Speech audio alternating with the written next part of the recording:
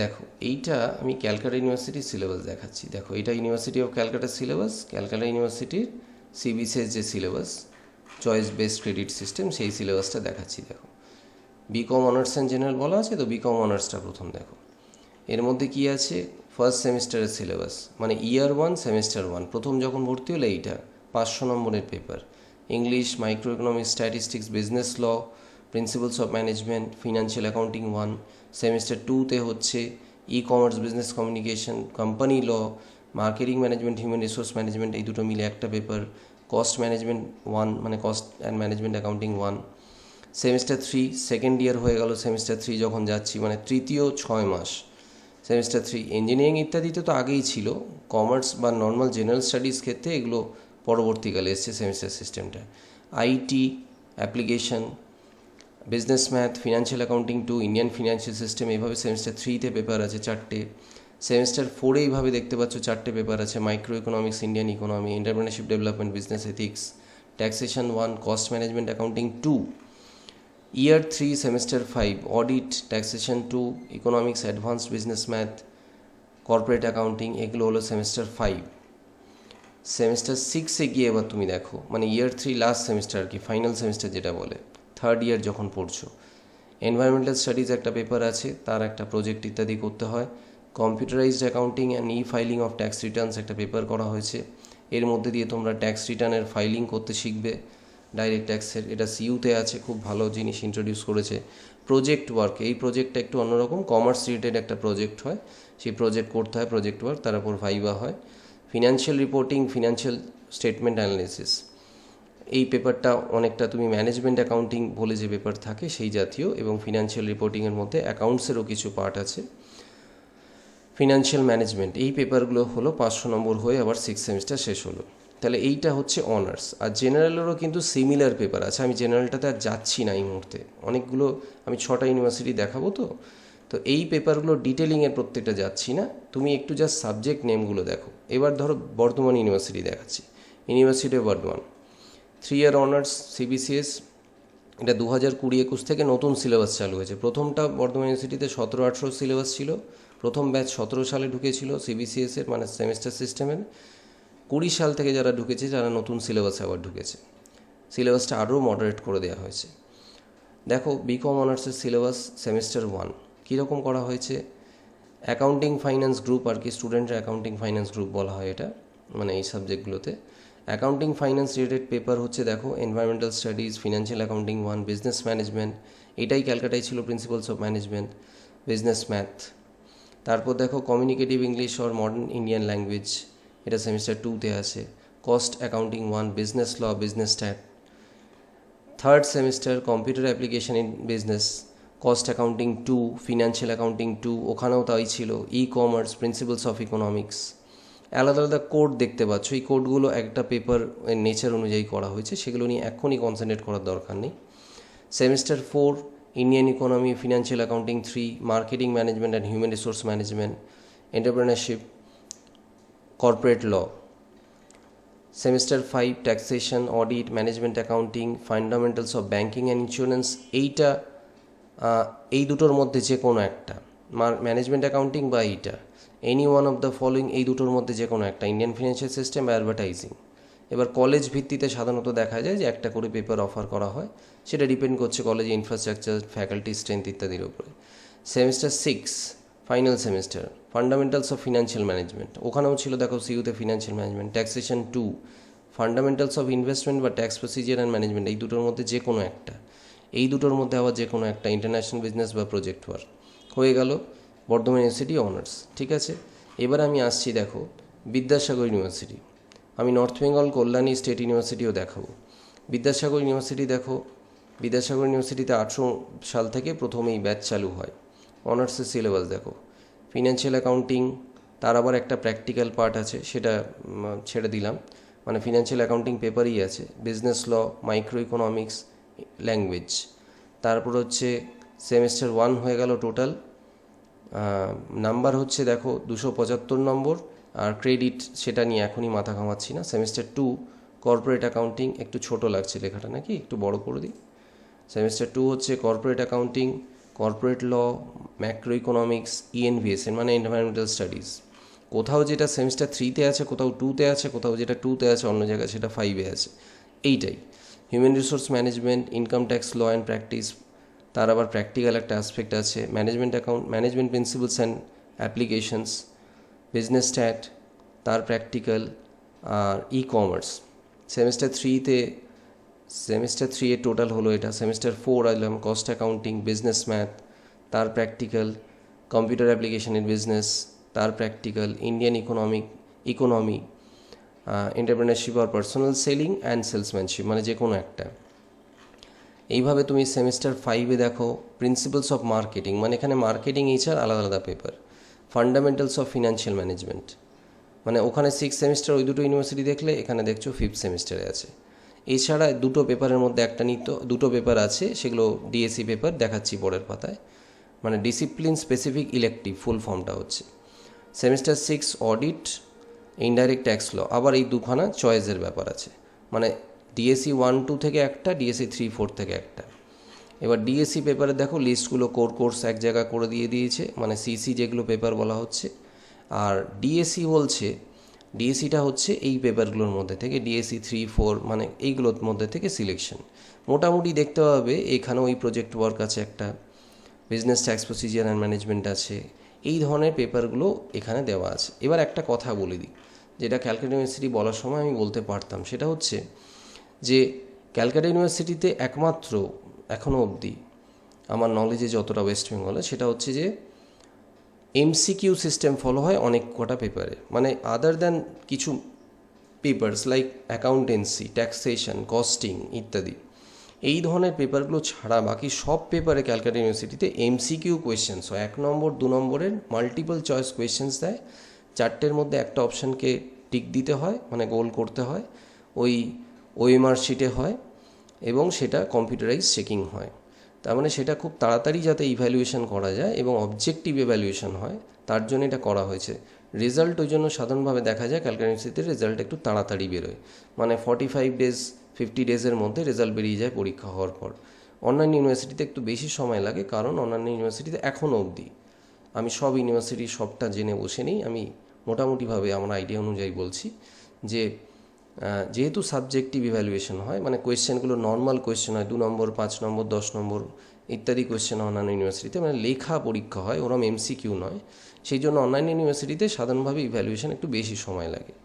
কিন্তু ক্যালকাটায় করেছেন কি, ক্যালকাটা একটা কিছু পেপার বাদ বাকি পেপারগুলোতে এমসিকিউ করে দিয়েছেন, multiple choice questions.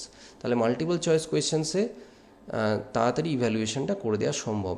Other than main papers ওই কিছু পেপার থাকছে যেগুলো টিচারদের দিয়ে ইভ্যালুয়েশন করানো হয়। সেই জন্য ক্যালকাটা ইউনিভার্সিটি বর্ধমান বা অন্যান্য ইউনিভার্সিটির সঙ্গে ক্যালকাটার এই পরীক্ষা পদ্ধতির একটা তফাৎ আছে, জানিয়ে রাখলাম। আদারওয়াইজ কিন্তু একই। নর্থ বেঙ্গল ইউনিভার্সিটিতে দেখো সেমিস্টার 1-এর পেপার ওই environmental studies, financial accounting, business law, micro economics. Semester 2-তে language, management principles, applications, corporate law. একটু লেখাটা ছড়িয়ে গেছে এখানে, প্রিন্টটাই ওরকম। Macro economics. 3rd সেমিস্টার দেখো human resource management, income tax, corporate accounting, business stat, entrepreneurship. Semester 4-এ দেখো cost accounting, business math, principles of marketing, Indian economy, E commerce. Semester 5-এ দেখো computer application in business, fundamentals of financial management. এরমভাবে DSC দুটোর মধ্যে একটা, আবার দুটোর মধ্যে একটা। সেমিস্টার 6-এ এসে দেখো goods and service tax and customs duty, এটা ইনডাইরেক্ট ট্যাক্স পেপারটারই এইভাবে নামকরণ করেছে। অডিট, ডিএসসি আবার দুটোর মধ্যে একটা, আবার ডিএসসি 4 সেটাও দুটোর মধ্যে একটা। এখানেও দেখো প্রজেক্ট আছে। 6 সেমিস্টার সাধারণভাবে সব ইউনিভার্সিটিতে প্রজেক্ট রাখা হয়েছে। একইভাবে আমি কল্যাণী ইউনিভার্সিটি দেখাই, দেখো ইউনিভার্সিটি অফ কল্যাণী ইউনিভার্সিটিতে যারা পড়বে, যারা কল্যাণী ইউনিভার্সিটির দিকে কলেজগুলোতে অ্যাপ্লাই করবে, তাদের এই সিলেবাসটা পড়তে হবে। তাদের জাস্ট শখটা দেখাই, এই দেখো সেমিস্টার 1-এ দেখো ওই principles of management, financial accounting, micro economics, environmental studies.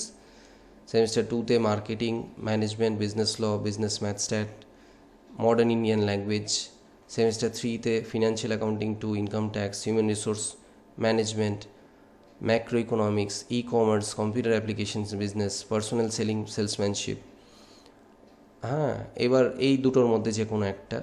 Semester 4-এ দেখো ওইভাবে দুটোর মধ্যে একটার ব্যাপার আছে একটা জায়গায়, এছাড়া cost accounting, indirect tax law, এটা সেমিস্টার 4-এ ইনডাইরেক্ট ট্যাক্স রেখেছে, company law, Indian economics, tax return and filing of tax returns, এই পেপারটা খুব কাজের পেপার, কেননা স্টুডেন্টরা এখন বিকম পড়তে পড়তেই অন্তত ইনকাম ট্যাক্স রিটার্ন ফাইলিংয়ের একটা ব্যাপার সম্বন্ধে শিখে নিতে পারছে, যেটা আগেকার সময় কিন্তু ছিল না। চেষ্টা করা হয় কলেজে ইনফ্রাস্ট্রাকচার বুঝে। হ্যাঁ, এই দুটো পেপারের মধ্যে একটা। সেমিস্টার 5-এ দেখো corporate accounting, audit, entrepreneurship development, business communication, corporate governance, social responsibility of business, accounting for local bodies or international business, একটা যে কোনো। সেমিস্টার 6 এইভাবে financial management, project work, management accounting, advertising, Indian financial system, bank and insurance, যেগুলো দুটোর মধ্যে একটা, সেগুলো দেখতেই পারছো। এইভাবে সাধারণভাবে 4টের থেকে 5টা করে পেপার থাকে একটায়। ওই জন্য দেখো 26টা কোর্স এরা লিখেছে, মানে 26টা, এক একটার নাম হচ্ছে একটা কোর্স, 26টা। তাহলে এরকম কোথাও 24, কোথাও 26। হ্যাঁ, state university, West Bengal state university, যেটা বারাসাতে, অনেক কলেজ এই ইউনিভার্সিটির আন্ডারেও এখন আছে। স্টেট ইউনিভার্সিটি, এর 18 সাল থেকে সিবিসিএস সিস্টেম চালু হয়। ক্যালকাটা বর্ধমানে 17 সাল থেকে চালু হয়, কমার্সের ক্ষেত্রে বলছি। আর দেখো স্টেট ইউনিভার্সিটির সিলেবাসও কিন্তু মোরাললেস সিমিলার পাবে তুমি। Financial accounting 1, principles of management, business economics, environmental studies. Semester 2-তে দেখো একটু পেপারের নামগুলো, কোথাও এইচআর মার্কেটিং একসঙ্গে আছে, কোথাও আলাদা আলাদা পেপার আছে। Cost management accounting 1, business math stat, হ্যাঁ, ল্যাঙ্গুয়েজ। সেমিস্টার 3-তে দেখো বিজনেস রেগুলেটরি ফ্রেমওয়ার্ক, মানে এটা লটাকেই বোঝায়, বিজনেস লকে বোঝায়, কর্পোরেট ল নয়। বিজনেস ল মানে যেটা আদার দ্যান কোম্পানি ল আর কি। Direct tax, financial accounting 2, business communication, E commerce, information technology, business and its application in business. Semester 4-এ দিচ্ছে company law, indirect tax, cost accounting 2, entrepreneurship development, tax returns and filing of tax returns. এই ধরনের পেপারগুলো খুব সুন্দর, ভালো paper, এখন practical. Semester 5-এ হচ্ছে audit, Indian financial system, DAC, আবার 1 থেকে 6-এর মধ্যে একটা বাছার ব্যাপার আছে। ফিনান্সিয়াল ম্যানেজমেন্ট, এখানেও দেখো রিসার্চ, এই প্রজেক্ট ওয়ার্ক আর কি। এই ধরনের একই ধরনের সিলেবাস তুমি দেখতে পাচ্ছ বিভিন্ন ইউনিভার্সিটিতে আছে। তাহলে আমি যেটা বলেছিলাম যে তোমাদের, এবার আমি যদি কেউ জিজ্ঞেস করো যে স্যার কোন ইউনিভার্সিটিতে পড়া উচিত, কোথায় পড়া উচিত না ইত্যাদি, তাহলে একটা কথা বলবো যে এটা, মানে আমি যেহেতু সরকারি প্রতিষ্ঠানে কাজ করি, আমার পক্ষে একটা কলেজে আমি পড়াই, আমার পক্ষে এটা বলা অফিসিয়ালি সম্ভব নয়, এবং এটা উচিতও নয় এবং ঠিকও নয়। কেননা বিভিন্ন ইউনিভার্সিটির প্রত্যেকের কিছু প্লাস কিছু মাইনাস থাকে, কিন্তু মোরাললেস প্রত্যেকটা ইউনিভার্সিটির সিলেবাসই তুমি দেখলে একরকম। কারোর পরীক্ষা পদ্ধতি একটু অন্যরকম, কারোর রেজাল্ট একটু আগে বেরোয়, কারোর একটু পরে বেরোয়, কিন্তু তোমার সব কিছু বুঝে একটা সিদ্ধান্ত নেবে। কখনো সিদ্ধান্ত বন্ধু কী করছে এরকম বুঝে নেবে না। আমি দেখবে আরেকটা ভিডিও করেছি যে নাম করা কলেজে পড়া কত গুরুত্বপূর্ণ বা কতটা দরকারি সে সম্বন্ধে। তো সেটাই বলি যে এমন নয় যে একটা আমার নাম্বার বেশি উঠেছে আমি সেই জন্য একটা অমুক কলেজে অমুক জায়গাতে পড়তেই হবে, এরকম সবসময় নয়। মানে তোমার জীবনে অন্যান্য প্যারামিটার্স বা সীমাবদ্ধতাগুলোও দেখবে। যদি শরীর খুব খারাপ থাকে, বাইরে অ্যাডজাস্ট না হয়, এরকম যদি কারোর ব্যাপার থাকে, তাহলে যাবে না জোর করে। বাড়ির মানুষজন যদি না চান, কিছু অসুবিধে থাকে, তাহলে যাবে না জোর করে। বাড়ির কাছাকাছি যে কলেজ, ভালো করে যদি পড়ো, সেখান থেকেও ভালো রেজাল্ট সম্ভব। এবং জীবনে যে কোনো জায়গার থেকে পড়ো, এখনকার দিনে সেই ব্যাপারটা নেই আর, যে শুধুমাত্র নামকরা কলেজ থেকেই কেউ পড়লে একটা ভালো জায়গায় প্রতিষ্ঠিত, একদমই নয়। কাজেই এখন ওই ব্যাপারগুলো নেই।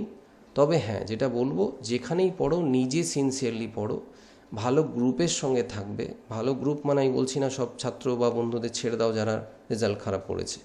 ভালো গ্রুপ মানে একটা পরিবেশ তৈরি হয়, যেখানে সবাই আড্ডা দিচ্ছে, সেখানে তুমিও আড্ডা দিতে সাধারণভাবে চলে যাবে। যেখানে সবাই পড়াশোনা করছে, চার্টার্ড পড়ছে, এর সঙ্গে সিএস পড়ছে, অন্যান্য কোর্স করছে, সেখানে তোমারও ইচ্ছা হবে যে আমিও পড়ি, এবং তোমার ক্ষমতা থাকলে তুমিও দেখবে সেখানে পাশ করে যাচ্ছ, এই পজিটিভ ভাইবের জন্য, এনভায়রনমেন্টের জন্য। সবাই পারছে, আমি কেন পারবো না? আর যেখানে উল্টোটা হয়, কেন পড়াশোনা করছিস, এখন কি দরকার আছে, এখন তো অনেক সময় আছে, পরে পড়লেও হবে, সেখানে ঠিক ব্যাপারটা উল্টো হয়ে যায়।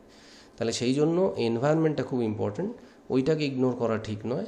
যেখানে তোমার মনে হয় এগুলো মাথায় রেখে তুমি ভর্তি হবে, সব ফ্যাক্টরগুলো বিচার করে একটুখানি ভর্তি হবে, কিন্তু আলটিমেটলি তোমাকে নিজে পড়তে হবে, নিজে সাবজেক্টটা জেনে উন্নতি করতে হবে।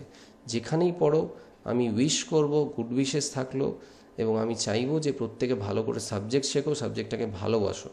উদ্দেশ্যটা কিন্তু শুধু নম্বর তোলা নয়, অনলাইন সিচুয়েশান এক্সাম হোক, অফলাইন সিচুয়েশান এক্সাম হোক, কখনোই শুধুমাত্র নম্বর তোলা নয়, তাহলে কিন্তু আমরা সোসাইটির আউটপুট ক্রমাগত খারাপ হতে থাকবে। আমাদের প্রত্যেকে নিজের কোয়ালিটি আপগ্রেড করতে হবে, নিজেদেরকে এগিয়ে যেতে হবে, আমাদের ভ্যালু চেনে যেন পজিটিভ ভ্যালু যুক্ত হয়।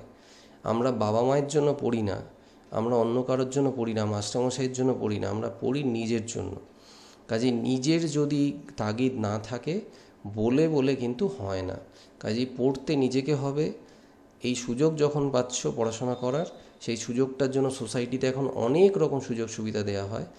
অন্যের আর কি কি সুবিধা আছে, আমার কি কি অসুবিধা আছে, এটাকে কাউন্ট করবে না, বরঞ্চ ভাববে যে আমি সুযোগটা পেয়েছি, আমি সেটাকে কাজে লাগাই। তুমি যদি পজিটিভ মাইন্ড রাখো, তোমার কাছে রাস্তা বেরোবে।